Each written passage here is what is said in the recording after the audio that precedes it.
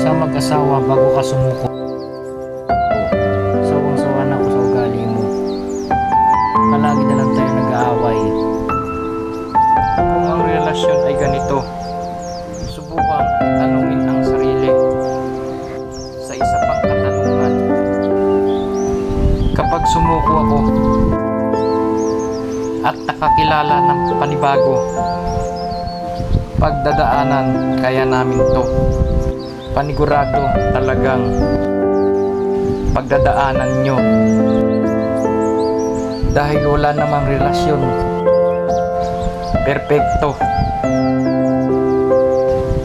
Oo, may makikilala kang bago at pakikiligin ka ulit, pero naitanong mo ba sa sarili mo, baka dumating kayo sa point na puro away na lang? Hindi ba't ganun din?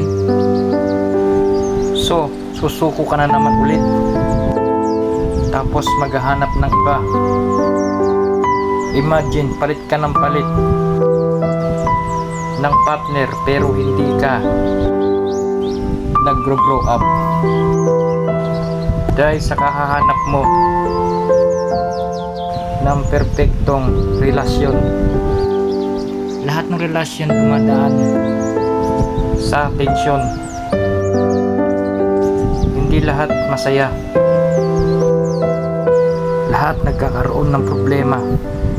Pero hindi yan dahilan para sumuko at maghanap ka ng iba. Minsan kapag nag-stay tayo sa isang tao, doon tayo mas natututo.